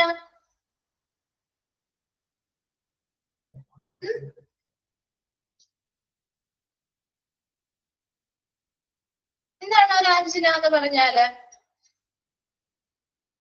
നമ്മുടെ ഈ ഒരു ഹാർട്ട് പെയിൻ ആണ്. എവിടെയുള്ള പെയിനാ? എവിടെ ഉണ്ടാകുന്ന പെയിനാണ്? ചെസ്റ്റ് പെയിൻ ആണ് അല്ലെ? ഒരു അതിശക്തമായിട്ടുള്ള ഒരു നെഞ്ചുവേദന അല്ലെങ്കിൽ ചെസ്റ്റ് പെയിനെയാണ് നമ്മൾ ശരിക്കും ആൻജിന എന്ന് പറയുന്നത്. And disease in which narrowing of the arteries supplying the heart resulting in reduced blood flow and chest pain. ഇപ്പൊ ഇവിടെ ഈ ഒരു ആൻജിന ഉണ്ടാവാനായിട്ടുള്ള പ്രധാന കാരണം എന്ന് പറയുന്നത് നമ്മുടെ ഹൃദയത്തിലേക്കുള്ള ആർട്ടറികള് എന്ത് ചെയ്യുന്നു? നാരോ ആയി പോകും, ചുരുങ്ങി പോകും. അങ്ങനെ ചുരുങ്ങി പോകുന്നത് ഫാറ്റ് പോലെയുള്ള മറ്റ് പദാർത്ഥങ്ങളുടെ ഡെപ്പോസിറ്റ് മൂലമാണ്. അത് നമുക്ക് ഇവിടെ പഠിക്കേണ്ട കാര്യമൊന്നുമില്ല. അപ്പൊ അവിടെ അങ്ങനെ ആർട്ടറീസ് ചുരുങ്ങുമ്പോൾ അതിലൂടെ ഹാർട്ടിലേക്ക് പോകുന്ന ബ്ലഡിന്റെ ആ ഒരു ഫ്ലോ എന്ത് ചെയ്യും? കുറയും അല്ലെ? അങ്ങനെ ഫ്ലോ കുറയുകയും അതുമൂലം അവിടെ ഹൃദയത്തിന്റെ ആ ഒരു ചെസ്റ്റ് ഭാഗത്ത് ഒരു അതിശക്തമായിട്ടുള്ളൊരു പെയിൻ അല്ലെങ്കിൽ ഒരു വേദന ഉണ്ടാവുന്നതിനെയാണ് ആൻജിന എന്ന് പറയുന്നത്. അപ്പൊ അങ്ങനെ നമ്മുടെ ഏതൊരു ഹാർട്ട് അറ്റാക്കിന്റെയും ഏറ്റവും ഇമ്പോർട്ടന്റ് ആയിട്ടുള്ള ഒരു സിംറ്റം കൂടിയല്ലേ നെഞ്ചുവേദന അല്ലെ? ആണോ? അതെ. അപ്പൊ ഇതെന്തിലേക്ക് ലീഡ് ചെയ്യുന്നു? Usually symptom of coronary artery disease. നമ്മുടെ ഹാർട്ട് അറ്റാക്ക് പോലെയുള്ള കൊറോണറി ആർട്ടറി ഡിസീസസിന്റെ ഒരു സിംറ്റം ആയിട്ട് നമുക്ക് ആൻജിനയെ വെക്കാം. ഒരു ആൻജിന, കാരണം നമുക്കൊരു നെഞ്ചുവേദന വരുമ്പോൾ എന്ന് പറയുമ്പോൾ നമ്മൾ സ്വാഭാവികമായിട്ടും അത് എന്തിന്റെ സിംറ്റം ആയിട്ട് തന്നെയാണ് കാണാറ്? ഹാർട്ടുമായി ബന്ധപ്പെട്ട പ്രശ്നങ്ങളുടെ സിംറ്റമായിട്ട് തന്നെയാണ് കാണാറ് അല്ലെ? അതുകൊണ്ട് തന്നെ ആൻജിന എന്ന് പറഞ്ഞാല് നമ്മുടെ ഹൃദയത്തിലേക്കുള്ള ആർട്ടറികള് നാരോ ആയി ചുരുങ്ങി പോകുമ്പോ അതിലൂടെ ബ്ലഡ് ഫ്ലോ നല്ല രീതിയിൽ പാസ് ചെയ്ത് പോകുന്നില്ല. അപ്പൊ ആ ഒരു ബ്ലഡ് ഫ്ലോ എന്ത് ചെയ്യുന്നു? കുറയുന്നു. അതിലൂടെ ആ ഒരു ഹാർട്ടുമായി ബന്ധപ്പെട്ട ആ ഒരു ചെസ്റ്റ്, ആ ഒരു നെഞ്ചിന്റെ ഭാഗത്ത് നമുക്ക് വളരെ ഒരു അതിശക്തമായ ഒരു വേദന അനുഭവപ്പെടുന്നതിനെയാണ് ആൻജിന എന്ന് പറയുന്നത്. അത് usually symptom of coronary artery disease. ആ ഒരു കൊറോണറി ആർട്ടറി ഡിസീസിന്റെ സിംറ്റം ആയിട്ട് എപ്പോഴും പരിഗണിക്കുന്ന ഒന്നാണ് ഈ ആൻജിന. അപ്പൊ മയോകാർഡിയൽ ഇൻഫാക്ഷൻ എന്ന് പറഞ്ഞാൽ ഹാർട്ട് അറ്റാക്ക് ആണ്. അവിടെയും ഇതുപോലെ തന്നെ നമ്മുടെ ആർട്ടറിയില് ബ്ലോക്കേജ് ഉണ്ടാവുന്നു. അതിന്റെ ഫലമായിട്ട് ബ്ലഡ് ഫ്ലോ വളരെയധികം കുറവ് വരുന്നു. അതിലൂടെ ഹാർട്ടിലേക്ക് ആവശ്യമായ ബ്ലഡുകൾ എത്താതെ വരികയും ഹാർട്ട് അറ്റാക്ക് ഉണ്ടാവുകയും ചെയ്യുന്നു. അപ്പൊ ആ ഒരു കണ്ടീഷനാണ് മയോകാർഡിയൽ ഇൻഫെക്ഷൻ. അപ്പൊ അതിന് മുൻപുള്ള ഒരു സിംറ്റമാണ് ഈ പറയുന്ന ആൻജിന അല്ലെങ്കിൽ സിവിയർ ആയിട്ടുള്ള ഒരു ചെസ്റ്റ് പെയിൻ ഉണ്ടാവുക എന്ന് പറയുന്നത്. പെരികാർഡിയൽ എഫ്യൂഷൻ പറയാലോ. അപ്പൊ ഇത് രണ്ടും മനസ്സിലായോ? മയോകാർഡിയൽ ഇൻഫെക്ഷനും ആൻജിനയും ക്ലിയർ ആണോ?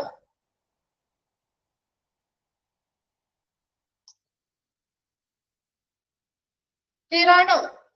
ഓക്കെ. പെരികാർഡിയൽ എഫ്യൂഷൻ എന്ന് പറഞ്ഞാല് നമ്മുടെ ടെൻഷൻ ന്യൂമോതോറാക്സിൽ എന്താ പറഞ്ഞത്?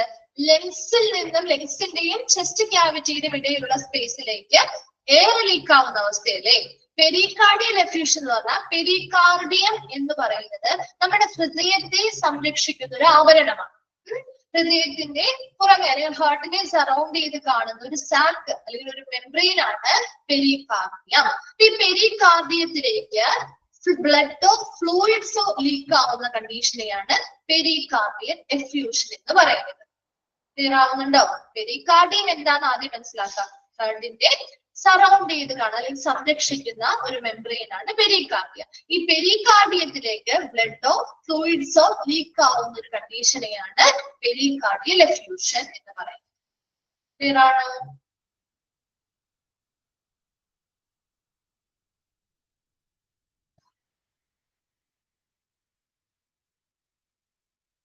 Okay okay. നെക്സ്റ്റ് വൺ ആണ് സെറിബ്രോ വാസ്കുലർ ആക്സിഡന്റ്, CVA. കേട്ടിട്ടുണ്ടോ ഇത്? സെറിബ്രോ വാസ്കുലർ ആക്സിഡന്റ് കേട്ടിട്ടുണ്ട്. എന്താണ് നമ്മൾ കോമൺ ആയിട്ട് ഇതിനെ വിളിക്കുന്ന പേരെന്താ? സെറിബ്രോ വാസ്കുലർ ആക്സിഡന്റ്, സ്ട്രോക്ക് അല്ലെ? സ്ട്രോക്ക് എന്നാണ് നമ്മൾ കോമൺ ആയിട്ട് അറിയപ്പെടുന്നത് അല്ലെ? That occurs when the brain is deprived of blood and oxygen by either a blockage or the rupture of a blood vessel. ഇവിടെ സെറിബ്രോ വാസ്കുലർ ആക്സിഡന്റ് അല്ലെങ്കിൽ CVA അത് ചോദിക്കും കേട്ടോ. CVAയുടെ എക്സ്പാൻഡഡ് ഫോം നോക്കണം. ഇവിടെ 3 കാര്യങ്ങളാണ് നിങ്ങൾ നോക്കേണ്ടത്. CVAയുടെ എക്സ്പാൻഡഡ് ഫോം ചോദിക്കാറുണ്ട്, സെറിബ്രോ വാസ്കുലർ ആക്സിഡന്റ്. അതുപോലെ തന്നെ ഈ സെറിബ്രോ വാസ്കുലർ ആക്സിഡന്റിനെ കോമൺലി കോൾഡ് ആസ് ഡഷ് എന്ന് ചോദിക്കും. സ്ട്രോക്ക് ആണ് അല്ലെ? അപ്പൊ രണ്ടാമത്തെ ക്വസ്റ്റ്യൻ. മൂന്നാമത്തത് that occurs, the stroke അല്ലെങ്കിൽ the dash occurs when the brain is deprived of blood and oxygen by either a blockage or the rupture of a blood vessel എന്ന് ചോദിച്ചാലും ഇതേ ആൻസർ തന്നെ വരാം. 3 ക്വസ്റ്റ്യൻസ് അതിൽ ചോദിക്കാൻ സാധ്യതയുണ്ട് കേട്ടോ. അങ്ങനെ നമുക്ക് പഠിച്ചു വെച്ചേക്കാം കേട്ടോ. അപ്പൊ കോമൺലി നമ്മൾ ഇതിനെ വിളിക്കുന്നത് സ്ട്രോക്ക് എന്നാണ്. എന്തുകൊണ്ടാണ് സ്ട്രോക്ക് ഉണ്ടാവുന്നത്? നമ്മുടെ ബ്രെയിനിലേക്ക് പോകുന്ന എന്താണ് ബ്ലഡ് വെസലില് എന്തെങ്കിലും ബ്ലോക്കേജ് ഉണ്ടാവുകയോ അല്ലെങ്കിൽ അത് റപ്ചർ ചെയ്യുക, പൊട്ടുകയോ ചെയ്യുമ്പോൾ നമ്മുടെ ബ്രെയിനിൽ ആവശ്യമായിട്ടുള്ള ഓക്സിജനേറ്റഡ് ആയിട്ടുള്ള ബ്ലഡ് കിട്ടാതെ വരുന്ന ഒരു കണ്ടീഷൻ ആണ് അല്ലെ സ്ട്രോക്ക് എന്ന് പറയുന്നത് അല്ലെ? ആണോ? എന്താണ് ഒരു റിപ്ലൈ ഇല്ലാതെ? എന്താണ് ഇവിടെ പറഞ്ഞിരിക്കുന്നത്? when the brain is deprived of blood and oxygen by either a blockage or the rupture of a blood vessel. അപ്പൊ നമ്മുടെ ബ്രെയിനിലേക്ക് പോകുന്ന ബ്ലഡ് വെസലില് ഒന്നില്ലെങ്കിൽ എന്തെങ്കിലും ബ്ലഡ് ക്ലോട്ടോ കാര്യങ്ങളോ വന്നപ്പോ അത് ബ്ലോക്ക് ഉണ്ടാവും, അപ്പൊ ബ്ലഡ് ഫ്ലോ നടക്കുന്നില്ല, അല്ലെങ്കിൽ ആ ബ്ലഡ് വെസൽ പൊട്ടിപ്പോകുന്ന ഒരു അവസ്ഥയാവാം. അങ്ങനെ ഏതൊരു കാരണം കൊണ്ടോ നമ്മുടെ ബ്ലഡിലേക്ക്, നമ്മുടെ ബ്രെയിനിലേക്ക് ആവശ്യമായിട്ടുള്ള ഓക്സിജനേറ്റഡ് ആയിട്ടുള്ള ബ്ലഡ് കിട്ടാതെ വരുന്ന ഒരു കണ്ടീഷനാണ് സ്ട്രോക്ക് എന്ന് പറയുന്നത്. അപ്പൊ ബ്രെയിനിന്റെ പ്രവർത്തനങ്ങൾക്ക് ആവശ്യമായ ബ്ലഡ്, ഓക്സിജനേറ്റഡ് ആയിട്ടുള്ള ബ്ലഡ് കിട്ടുന്നില്ല. എന്തൊക്കെ കാരണം മൂലമാവാം? ഒന്നില്ലെങ്കിൽ അവിടേക്ക് പോകുന്ന ബ്ലഡ് വെസൽ എന്തെങ്കിലും ബ്ലോക്കേജുകൾ സൃഷ്ടിക്കുന്നത് കൊണ്ടാവാം അല്ലെ? അല്ലെങ്കിൽ ആ ബ്ലഡ് വെസല് റപ്ചർ ആയി പൊട്ടിപ്പോകുന്നത് കൊണ്ടാവാം. അപ്പൊ അങ്ങനെ പല കാരണങ്ങൾ കൊണ്ടാവാം ഈ പറയുന്ന ബ്ലഡ് ബ്രെയിനിൽ എത്താതെ വരുന്നത്. അതുകൊണ്ടാണ് സ്ട്രോക്ക് ഉണ്ടാവുന്നത്. ക്ലിയർ ആണോ? അതിന്റെ CVAയുടെ എക്സ്പാൻഡഡ് ഫോം ചോദിക്കാറുണ്ട്. സെറിബ്രോ വാസ്കുലർ ആക്സിഡന്റ് അല്ലെങ്കിൽ കോമൺലി വിളിക്കുന്ന പേരാണ് സ്ട്രോക്ക്. ക്ലിയർ ആണത്?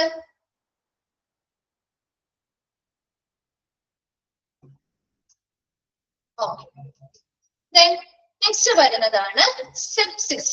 ഇത് കേട്ടിട്ടുണ്ടോ? സെപ്സിസ് കേട്ടിട്ടുണ്ട്. ഓക്കെ. അപ്പൊ എന്താണ് സെപ്സിസ് എന്ന് പറഞ്ഞാൽ? A serious condition cause the body's respond to severe infection. ഒരു ശരീരത്തിൽ ഒരു ഗുരുതരമായിട്ടുള്ള ഒരു അണുബാധയോടുള്ള നമ്മുടെ ശരീരത്തിന്റെ ഒരു പ്രതികരണമാണ് സെപ്സിസ് എന്ന് പറയുന്നത്. നോക്കിയേ, occurs when the body's infection fighting response gets out of balance and can lead to severe issues like organ failure. ഇവിടെ occurs when the body's infection fighting response. അപ്പൊ നമ്മുടെ ബോഡി എന്ത് ചെയ്യുന്നു? ഒരു ഇൻഫെക്ഷൻ ഫൈറ്റിംഗ് റെസ്പോൺസ്, ഒരു infection നമ്മുടെ body വന്നാൽ അതിനെതിരെ നമ്മുടെ ബോഡി പ്രതികരിക്കും അല്ലെ? അപ്പൊ അങ്ങനെ ഫൈറ്റിംഗ് റെസ്പോൺസ് കാണിക്കുമ്പോൾ that gets out of balance, അത് ആ ഒരു സന്തുലിതാവസ്ഥ നമുക്ക് നഷ്ടപ്പെടുകയും അതിലൂടെ ഓർഗൻ ഫെയിലിയർ പോലെയുള്ള നമ്മുടെ ഗുരുതര പ്രശ്നങ്ങളിലേക്ക് നയിക്കുകയും ചെയ്യുന്ന ഒരു കണ്ടീഷനാണ് സെപ്സിസ് എന്ന് പറയുന്നത്. സെപ്സിസ് ശരിക്കും ഒരു സീരിയസ് കണ്ടീഷൻ ആണ്. എന്താണ്? നമ്മുടെ ബോഡി ഒരു ഗുരുതരമായിട്ടുള്ള ഒരു ഇൻഫെക്ഷൻ വരുമ്പോ നമ്മുടെ ബോഡി അതിനെതിരെ പ്രതികരിക്കുകയാണ് ചെയ്യുന്നത്. അങ്ങനെ പ്രതികരിക്കുന്ന സമയത്ത് ചിലപ്പോ ആ ഒരു ബാലൻസ് നഷ്ടപ്പെട്ടു പോവാം, ആ ഒരു സന്തുലിതാവസ്ഥ അല്ലെങ്കിൽ ഔട്ട് ഓഫ് ബാലൻസ് ആയി പോവാം. ആ ഒരു സന്തുലിതാവസ്ഥ നഷ്ടപ്പെടുകയും അത് can lead to severe issues like organ failure പോലെയുള്ള ഗുരുതരമായിട്ടുള്ള പ്രശ്നങ്ങളിലേക്ക് നയിക്കുകയും ചെയ്യുക. ആ ഒരു കണ്ടീഷനെയാണ് സെപ്സിസ് എന്ന് അറിയപ്പെടുന്നത്. ക്ലിയർ ആണോ? സെപ്സിസ്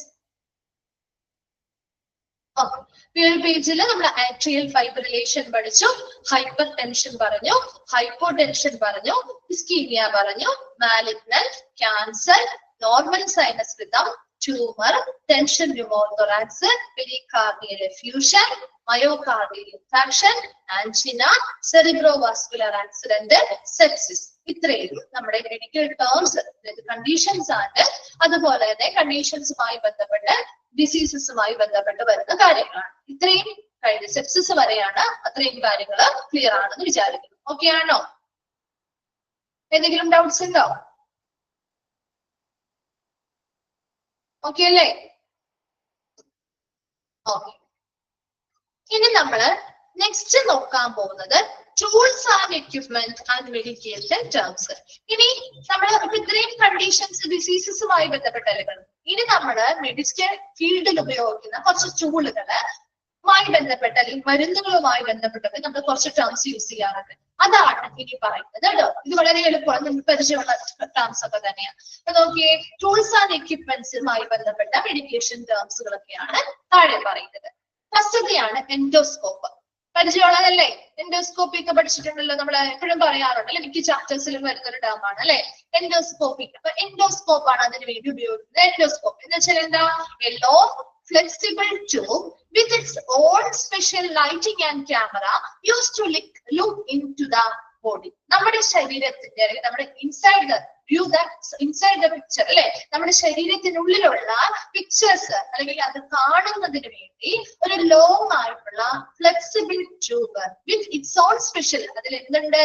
അതിൻ്റെതായ സ്പെഷ്യൽ ആയിട്ടുള്ള ലൈറ്റിങ്ങും ക്യാമറയും കാര്യങ്ങളും ഒക്കെ സജ്ജീകരിച്ചിട്ടുള്ള ഒരു ലോങ് ഫ്ലെക്സിബിൾ ട്യൂബ് നമ്മുടെ വായുവിനെ നമ്മുടെ ശരീരത്തിനകത്തേക്ക് കടത്തിവിടുകയും അതിലൂടെ നമ്മുടെ ആ ഒരു നമ്മുടെ ബോഡിയുടെ ഇൻസൈഡുള്ള കാര്യങ്ങൾ യൂസ് ചെയ്യാനും കാണാനും സഹായിക്കുന്ന ഒരു എക്യുപ്മെന്റ് അല്ലെങ്കിൽ ഒരു ടൂളാണ് എൻഡോസ്കോപ്പ് എന്ന് പറയുന്നത്.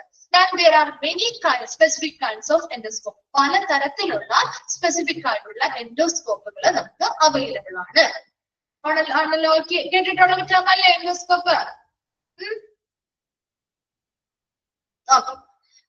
അടുത്തതാണ് ഫോളി. ഇത് കേട്ടിട്ടുണ്ടോ? ഫോളി കേട്ടിട്ടുണ്ടോ? കേട്ടിട്ടില്ല, പക്ഷെ പറയുന്നത് നിങ്ങൾ കേട്ട് കാണും. നമ്മൾ യൂറിനൊക്കെ പോവാത്ത ആളുകൾക്ക് കത്തീറ്ററൈസേഷൻ ചെയ്യുന്ന കേട്ടിട്ടില്ലേ? കത്തീറ്റർ പ്ലേസ് ചെയ്യുന്ന കേട്ടിട്ടില്ലേ? ട്യൂബൊക്കെ ഇടാൻ വേണ്ടിയിട്ട്. അത് തന്നെയാണ് ആ ഒരു ട്യൂബിനെ അല്ലെങ്കിൽ ആ ഒരു കത്തീറ്ററിനെ വിളിക്കുന്ന പേരാണ് ഫോളി. നോക്കിയേ, ആ indwelling catheter a thin flexible tube inserted into the urethra to drain the bladder. അപ്പൊ നമുക്ക് മൂത്രമൊക്കെ പോവാൻ ബുദ്ധിമുട്ടുള്ള പേഷ്യൻസ് ആണെങ്കിൽ യൂറിൻ പോവാനായിട്ട് അവർക്ക് ഇടാൻ പറ്റുന്ന ഒരു കത്തീറ്റർ പ്ലേസ് ചെയ്യുന്നത് നമ്മൾ പറയാറുണ്ട് അല്ലെ. ഇത് ഇൻഡ്വെല്ലിംഗ് കത്തീറ്റർ എന്ന് വെച്ചാൽ നമുക്ക് അകത്ത് പ്രവേശിപ്പിക്കാവുന്ന അല്ലെങ്കിൽ അകത്ത് വെക്കാവുന്ന രീതിയിലുള്ള ഒരു കത്തീറ്റർ ആണ് ഫോളി എന്ന് പറയുന്നത്. ഈ ഒരു കത്തീറ്റർ ഒരു തിന്നായിട്ടുള്ള ഒരു ഫ്ലെക്സിബിൾ ട്യൂബാണ്. അതെന്ത് ചെയ്യുന്നു? Inside in to the urethra, അവരുടെ മൂത്രനാളിയുടെ ഉള്ളിലൂടെ ബ്ലാഡറിലേക്ക് കടത്തി ആ ബ്ലാഡറിനുള്ളിലുള്ള യൂറിൻ എന്ത് ചെയ്യുന്നു? ഡ്രെയിൻ ചെയ്ത് അല്ലെങ്കിൽ വലിച്ചെടുത്ത് കളയാൻ വേണ്ടി സഹായിക്കുന്ന ഒരു ട്യൂബാണ് എന്തെന്ന് പറയുന്നത്? ഫോളി എന്ന് പറയുന്നത്. പ്രധാനമായിട്ട് നമ്മൾ കേട്ടിട്ടുണ്ടാവും അല്ലെ, കത്തീറ്റർ പ്ലേസ് ചെയ്യാൻ. അപ്പൊ അതിന്റെ പേരാണ് എന്ത്? ഫോളി എന്ന് പറയുന്നത്. ആ ഒരു ഫ്ലെക്സിബിൾ ആയിട്ടുള്ള ട്യൂബ് അല്ലെങ്കിൽ ആ ഒരു കത്തീറ്ററിനെ നമ്മൾ വിളിക്കുന്ന പേരാണ് ഫോളി. അപ്പൊ അത് ആ പേഷ്യൻസിന് യൂറിൻ പോകാൻ ബുദ്ധിമുട്ടുണ്ടെങ്കിൽ അവരുടെ മൂത്രനാളിയിലൂടെ ഈ ഒരു ട്യൂബ് ഇൻസേർട്ട് ചെയ്ത് അവരുടെ യൂറിനറി ബ്ലാഡറിൽ നിന്നും യൂറിൻ ഡ്രെയിൻ ചെയ്ത് കളയുകയാണ് ചെയ്യുക. ക്ലിയർ ആണോ? എൻഡോസ്കോപ്പും ഫോളിയും രണ്ടെണ്ണം ഓക്കെയാണോ? ഓക്കെ. മൂന്നാമത്തത് ഫ്ലൂറോസ്കോപ്പ്. An X-ray machine can be used for still images or in motion like an animation created by X-ray images. ഇവിടെ ഫ്ലൂറോസ്കോപ്പ് എന്ന് പറഞ്ഞാല് ആ എക്സ്റേ മെഷീൻ, ഇതൊരു എക്സ്റേ മെഷീൻ തന്നെയാണ്. Arrest can be used ഇപ്പൊ നമുക്ക് സ്റ്റിൽ ആയിട്ടുള്ള ഒരു നിശ്ചലമായിട്ടുള്ള ഇമേജ് വേണമെങ്കിൽ എടുക്കാം, or in motion ചലിക്കുന്ന ഇമേജുകൾ എടുക്കാം. Like an animation created by excel ഇമേജുകൾ മൂലമുണ്ടാക്കി ഒരു അനിമേഷൻസ് ക്രിയേറ്റ് ചെയ്യുന്നത് പോലെ ഒരു റിയൽ ടൈം ആയിട്ടുള്ള ഇമേജുകൾ എടുക്കാനും സിമിലർ നമുക്കൊരു വീഡിയോ പോലെ സിമിലർ ആയിട്ട് വീഡിയോ കാണുന്നത് പോലെ സിമിലർ ആയിട്ട് അനിമേറ്റഡ് ആയിട്ടുള്ള എക്സ്റേ ഇമേജുകളൊക്കെ ക്രിയേറ്റ് ചെയ്യാൻ പറ്റും. നിശ്ചലമായിട്ടുള്ള പിക്ചേഴ്സ് വേണമെങ്കിൽ എടുക്കാം, മോഷൻ ചലിക്കുന്ന രീതിയിലുള്ള പിക്ചേഴ്സ് എടുക്കുന്ന രീതിയിലുള്ള ഒരു എക്സ്റേ മെഷീൻ ആണ് ഫ്ലൂറോസ്കോപ്പ് എന്ന് പറയുന്നത്. ഒരു എക്സ്റേ മെഷീൻ ആണ്. അപ്പൊ ആ ഒരു മെഷീൻ ഉപയോഗിച്ചുകൊണ്ട് ആ ഒരു പ്രൊസീജിയർ ചെയ്യാൻ നമുക്ക് വലിയൊരു മോഷൻ ചലിക്കുന്ന പിക്ചർ എടുക്കാം, അല്ലെങ്കിൽ നമുക്ക് സ്റ്റിൽ ആയിട്ടുള്ള നിശ്ചലമായിട്ടുള്ള പിക്ചർ എടുക്കാം. അത് നമുക്ക് എക്സ്റേ ഇമേജുകൾ കൂട്ടിച്ചേർത്ത് നമുക്കൊരു അനിമേറ്റഡ് ആയിട്ടുള്ള ഒരു വീഡിയോ പോലെ ക്രിയേറ്റ് ചെയ്യാനായിട്ട് സഹായിക്കുന്ന ഒന്നാണ് ഫ്ലൂറോസ്കോപ്പ്. റിയൽ ടൈം ആയിട്ടുള്ള ഇമേജുകളൊക്കെ എടുക്കാൻ നമുക്ക് സഹായിക്കുന്ന ഒന്നാണ്. അടുത്തത് നമുക്ക് എപ്പോഴും പരിചയമുള്ളതാണ് അല്ലെ, സ്റ്റെതസ്കോപ്പ്. പരിചയമുള്ളതല്ലേ? നമ്മൾ മെഡിക്കൽ എക്യുപ്മെന്റ്സിലൊക്കെ പഠിച്ചിട്ടുണ്ട് അല്ലെ. സ്റ്റെതസ്കോപ്പ് എന്ന small instrument used for listening to the patient's breathing and heart beat. പേഷ്യൻസിന്റെ ബ്രീത്തിങ്, ശ്വസനവും ഹാർട്ട് ബീറ്റും കാര്യങ്ങളൊക്കെ കേൾക്കാൻ വേണ്ടി ഉപയോഗിക്കുന്ന ഒരു ചെറിയ ഇൻസ്ട്രുമെന്റ് ആണ് സ്റ്റെതസ്കോപ്പ് എന്ന് പറയുന്നത്. ഇതൊക്കെ പരിചയമുള്ളത് കൊണ്ട് തന്നെ ഒരുപാട് ദിവസം റിപ്പീറ്റ് ചെയ്തില്ല കേട്ടോ. അടുത്തതാണ് ഇൻട്രാവീനസ് IV ഫ്ലൂയിഡ്സ് ഒക്കെ കൊടുക്കാൻ കേട്ടിട്ടുണ്ടല്ലോ ഇല്ലേ? എന്താണ് ഒരു ഇൻട്രാവീനസ് എന്ന് പറഞ്ഞാല്? Indicates medication or fluid given through the vein അല്ലെ. നമ്മുടെ വെയിനിലൂടെ അല്ലെങ്കിൽ നമ്മുടെ സിരകളിൽ ഞരമ്പിലൂടെ എന്താണ് മരുന്നുകളോ ഫ്ലൂയിഡ്സോ ഒക്കെ നൽകുന്നതിനെ സൂചിപ്പിക്കുന്നതാണ് ഇൻട്രാവീനിയസ് എന്ന് പറയുന്നത് അല്ലെ.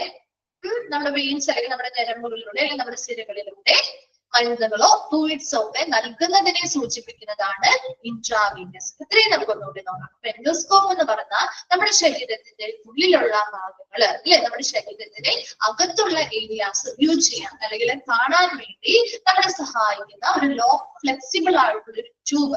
അതിൻ്റെതായ സ്പെഷ്യൽ ആയിട്ടുള്ള ലൈറ്റിങ്ങും ക്യാമറയും കാര്യങ്ങളും ഒക്കെ ഉള്ള ഒരു സ്പെഷ്യലൈസ്ഡ് ആയിട്ടുള്ള ട്യൂബിനെയാണ് എൻഡോസ്കോപ്പ് എന്ന് പറയുന്നത്. പലതരത്തിലുള്ള എൻഡോസ്കോപ്പുകൾ ലഭ്യമാണ്. ഫോളി എന്ന് പറഞ്ഞാൽ ഇൻക്യുലിംഗ് കത്തീറ്റർ ആണ്. അതായത് അകത്ത് നമുക്ക് വെക്കാൻ പറ്റുന്ന രീതിയിലുള്ള ഒരു കത്തീറ്റർ ആണ് ഫോളി. അത് പ്രധാനമായിട്ടും യൂസ് ചെയ്യുന്നത് ഒരു തിൻ ഫ്ലെക്സിബിൾ ട്യൂബ് ആണ്. അത് എന്തിനു വേണ്ടി? പേഷ്യൻസിന് യൂറിൻ പോകാൻ ബുദ്ധിമുട്ടുള്ള പേഷ്യൻസിന് അവരുടെ മൂത്രനാളികളിലൂടെ കടത്തിവിട്ട് യൂറിനറി ബ്ലാഡറിൽ നിന്നും യൂറിൻ ഡ്രെയിൻ ചെയ്യാൻ വേണ്ടി ഉപയോഗിക്കുന്ന ഒരു തിൻ ഫ്ലെക്സിബിൾ ട്യൂബ് അല്ലെങ്കിൽ കത്തീറ്ററിനെയാണ് ഫോളി എന്ന് വിളിക്കുന്നത്. ഫോളി ചോദിച്ചു കണ്ടിട്ടുള്ള ക്വസ്റ്റ്യൻ ആണ് കേട്ടോ. അതുപോലെ ഫ്ലൂറോസ്കോപ്പ് എന്ന് പറഞ്ഞാൽ ഇതൊരു എക്സ്റേ മെഷീൻ ആണ്. ഈ എക്സ്റേ മെഷീൻ ഉപയോഗിച്ചുകൊണ്ട് നമുക്ക് സ്റ്റിൽ ഇമേജുകൾ, വളരെ നിശ്ചലമായിട്ടുള്ള ഇമേജുകളോ അല്ലെങ്കിൽ ചലിക്കുന്ന ഇമേജുകളോ എടുക്കാൻ പറ്റും. അതുപോലെ ഈ എക്സ്റേ ഇമേജുകൾ വെച്ചിട്ട് ഒരു അനിമേറ്റഡ് ആയിട്ടുള്ള അനിമേഷൻസ് അല്ലെങ്കിൽ നമുക്കൊരു വീഡിയോ പോലെ റിയൽ ടൈം ആയിട്ടുള്ള ഇമേജുകൾ കിട്ടും. അതിനനുസരിച്ച് വീഡിയോ പോലെ നമുക്ക് ക്രിയേറ്റ് ചെയ്യാൻ പറ്റുന്ന ഒരു മെത്തേഡാണ് ഫ്ലൂറോസ്കോപ്പ് അല്ലെങ്കിൽ അത് ആ ഒരു എക്യുപ്മെന്റ് എന്ന് പറയുന്നത് ഫ്ലൂറോസ്കോപ്പ്. സ്റ്റെതസ്കോപ്പ് എന്ന് പറഞ്ഞാൽ ഒരു സ്മോൾ ഇൻസ്ട്രുമെന്റ് ആണ്. പേഷ്യൻസിന്റെ ബ്രീത്തിങ്ങും ഹാർട്ട് ബീറ്റും കാര്യങ്ങളൊക്കെ കേൾക്കാൻ സഹായിക്കുന്ന ഒരു ചെറിയ ഇൻസ്ട്രുമെന്റ് ആണ് സ്റ്റെതസ്കോപ്പ്. ഇൻട്രാവീനിയസ് അല്ലെങ്കിൽ IV എന്ന് പറഞ്ഞാൽ indicate medication or fluid given through the vein. വെയിനിലൂടെ മരുന്നുകളോ ഫ്ലൂയിഡ്സോ നൽകുന്നതിനെ സൂചിപ്പിക്കുന്നതാണ് ഇൻട്രാവീനിയസ് എന്ന് പറയുന്നത്. ക്ലിയർ ആണോ? ഇത്രയും ഇൻട്രാവീനിയസ് വരെയും ക്ലിയർ ആണോ?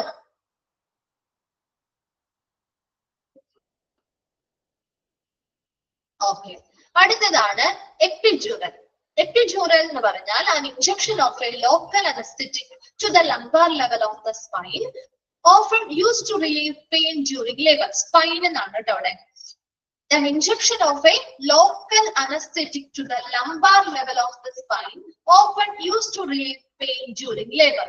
നമ്മുടെ ഈ പ്രസവവുമായി ബന്ധപ്പെട്ട് വേദന കുറയ്ക്കാൻ വേണ്ടിയിട്ട് നട്ടലിന്റെ ഭാഗത്ത് ഇഞ്ചക്ഷൻ എടുക്കാറുണ്ട്. കേട്ടിട്ടുണ്ടോ? അല്ലെങ്കിൽ ചെയ്തവരുണ്ടോ? പെയിൻ കുറയ്ക്കാൻ വേണ്ടി നമ്മുടെ നട്ടലിന്റെ ഭാഗത്ത് ഒരു ഇഞ്ചക്ഷൻ എടുക്കാറില്ലേ? ആ ഒരു ഇഞ്ചക്ഷനെയാണ്, അതായത് injection of A local anaesthetic. അതെ, സി സെക്ഷൻ ഒക്കെ ചെയ്യുന്ന സമയത്ത് an injection of a local anesthetic to the lumbar level of the spine. നമ്മുടെ സ്പൈനിന്റെ ഏറ്റവും അടിഭാഗത്തായിട്ട്, നമ്മുടെ ബാക്ക് സൈഡിൽ അടിഭാഗത്തായിട്ട് ഒരു ലോക്കൽ അനസ്തീഷ്യ നൽകുന്നു അല്ലെ. ഒരു ഇഞ്ചക്ഷൻ നൽകുന്നതിനെയാണ് റിലീഫ് പെയിൻ ഡ്യൂറിംഗ് ലേബർ. പ്രസവ സമയത്ത് വേദന കുറയ്ക്കാൻ വേണ്ടിയിട്ട് ചെയ്യുന്ന ഒരു ഇഞ്ചക്ഷനെയാണ് നമ്മൾ എപ്പിഡ്യൂറൽ ഇഞ്ചക്ഷൻ എന്ന് പറയുന്നത്. ക്ലിയർ ആണല്ലോ? പേര് കേൾക്കുമ്പോ അറിയില്ലായിരിക്കും, പക്ഷെ പറയുമ്പോ മനസ്സിലാവുന്നില്ലേ? ഇന്നതാണെന്ന് കണക്ട് ചെയ്യാൻ പറ്റുന്നില്ലേ? ലംബാർ ലെവൽ എന്ന് പറഞ്ഞാൽ നമ്മുടെ നട്ടെല്ലിന്റെ അടിഭാഗമായിട്ട് വരും കേട്ടോ, നമ്മുടെ സ്പൈനൽ കോഡിന്റെ. അടുത്തതാണ് സബ്ലിംഗ്വൽ. കേട്ടിട്ടുണ്ടോ സബ്ലിംഗ്വൽ? സബ്ലിംഗ്വൽ. ഓക്കെ, പിന്നെ ഈ പറയുന്നതെല്ലാം, ഇനി വരുന്ന കാര്യങ്ങളെല്ലാം നമ്മുടെ മെഡിസിൻസുമായി ബന്ധപ്പെട്ട കുറെ ടേംസ് ആണ് കേട്ടോ. സബ്ലിംഗ്വൽ എന്ന് പറഞ്ഞാൽ മീനിങ് ബിലോ ദ ടങ്, നാവിന്റെ അടി എന്നുള്ളൊരു അർത്ഥമാണ് വരുന്നത്. അതായത് ചില മരുന്നുകൾ നമുക്ക് തരുമ്പോ പറയാറില്ലേ, നാവിനടിയിൽ വെച്ച് അലിയിച്ച് കഴിക്കാന്ന് പറയാറില്ലേ? ചില മരുന്നുകൾ കുട്ടികൾക്കൊക്കെ കൊടുക്കുന്ന, പ്രത്യേകിച്ചും കുട്ടികൾക്കൊക്കെ കൊടുക്കുന്ന മരുന്നുകൾ പറയാറില്ലേ? അത് തന്നെയാണ് സബ്ലിംഗ്വൽ എന്ന് പറഞ്ഞാല്. അപ്പൊ ഈ സബ്ലിംഗ്വൽ എഴുതിയാൽ അതിന്റെ അർത്ഥം എന്താണെന്നാണ്? ബിലോ ദ ടങ്, നമ്മുടെ നാവിന് താഴെ എന്നൊരു അർത്ഥമാണ് വരുന്നത്. Typically seen with medication that is administered by dissolving it under the patient's tongue. രോഗിയുടെ നാവിന്റെ അടിയിൽ വെച്ച് ആ മരുന്ന് ഡിസോൾവ് ചെയ്ത് അല്ലെങ്കിൽ അലിയിച്ച് കഴിക്കുക എന്നുള്ളൊരു അർത്ഥമാണ് ഇതിന് വരുന്നത്. വേറാണോ സബ്ലിംഗ്വൽ? ഇതൊക്കെ മരുന്നുമായി ബന്ധപ്പെട്ട ടേംസ് ആണ് കേട്ടോ ഇനി വരുന്നത്. അടുത്തതാണ് നോക്ടെ. നോക്ടെ എന്ന് പറഞ്ഞാൽ Latin name for at night എന്നാണ് അതിന്റെ അർത്ഥം. നൈറ്റ്, രാത്രി. ചില മരുന്നുകൾ നമ്മളോട് പറയാറില്ലേ, രാത്രി മാത്രം കഴിക്കുക, രാവിലെ മാത്രം കഴിക്കുക, പറയാറില്ലേ? എഴുതി തരാറില്ലേ ഡോക്ടർ? ഇവിടെ നോക്ടെ എന്നാണ് അതിൽ കാണുന്നതെങ്കിൽ അതിന്റെ മീനിങ് വരുന്നത് എന്താ? അറ്റ് നൈറ്റ്, രാത്രി എന്നുള്ള ഒരു അർത്ഥമാണ് കേട്ടോ. അത് മാത്രം നിങ്ങൾ ഒന്ന് അണ്ടർലൈൻ ചെയ്തിട്ടാ മതിയെ.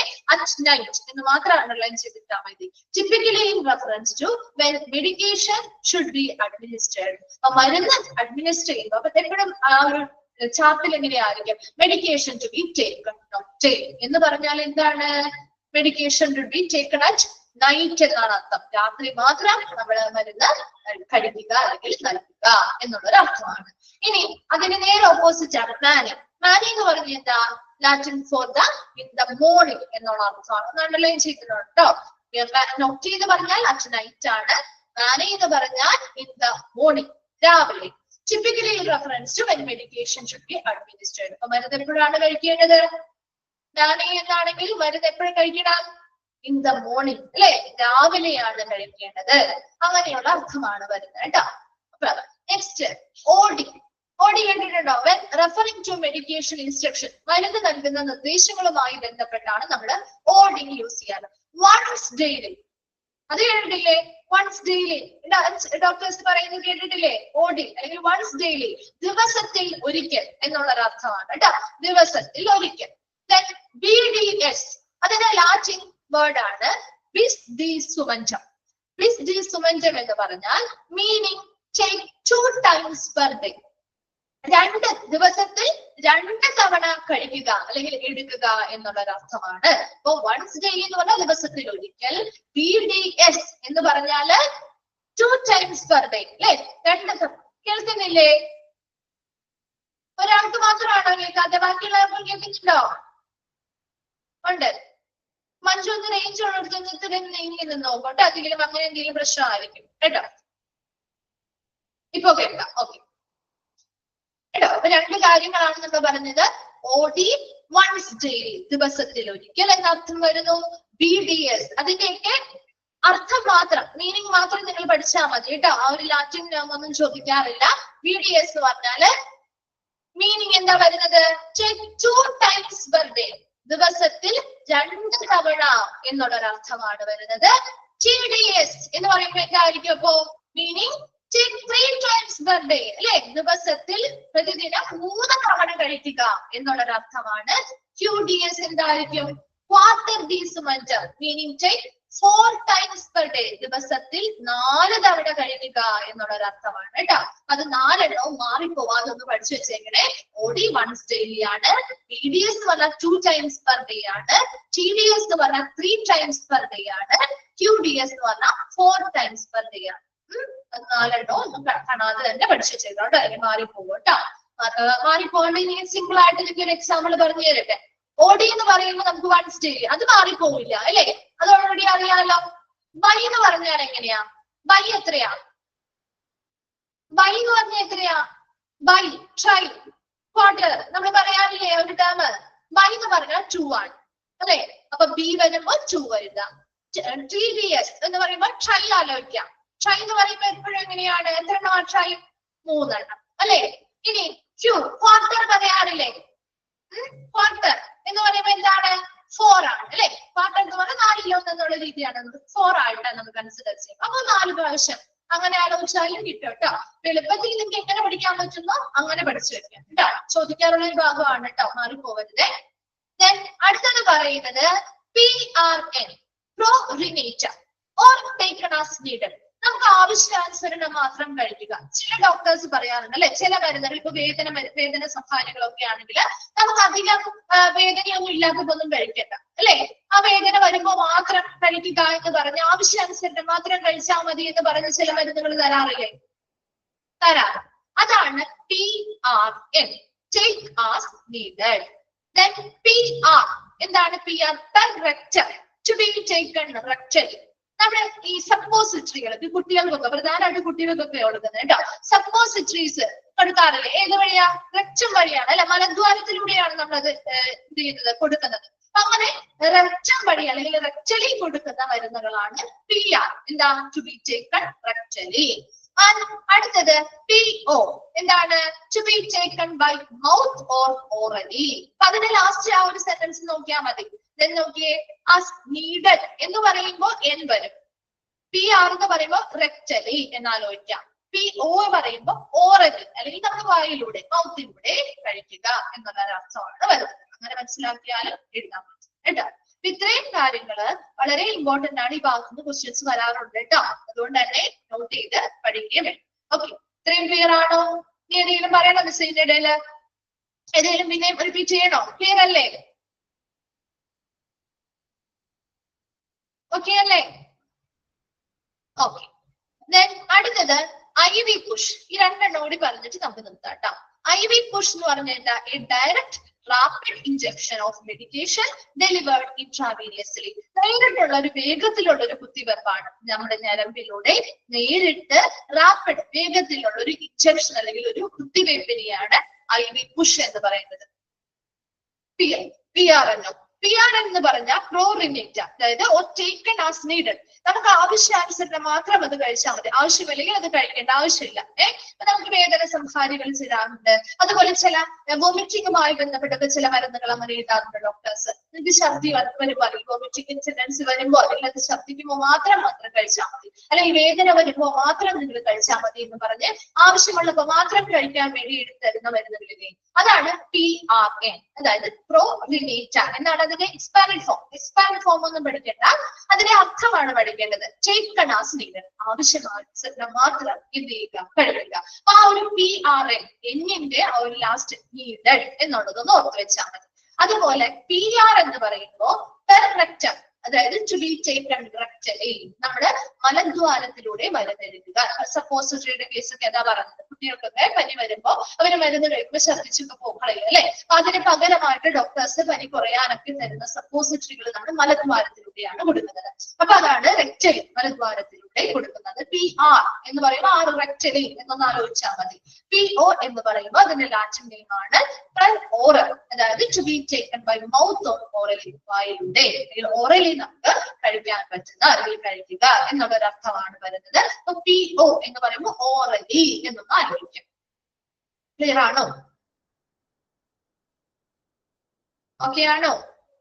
ഓക്കെ. ബാക്കി അപ്പൊ നമുക്ക് നെക്സ്റ്റ് എടുക്കാം കേട്ടോ. IV പുഷും MSഉം നെക്സ്റ്റ് ക്ലാസ്സിൽ എടുത്തൊന്നുകൂടി പറഞ്ഞുതരാം കേട്ടോ. ഇത്രയും കാര്യങ്ങളൊന്ന് വായിച്ചിട്ട് വരണേ. ഡൗട്ട്സ് എന്തെങ്കിലും ഉണ്ടെങ്കിൽ ചോദിക്കാം കേട്ടോ. Thank you.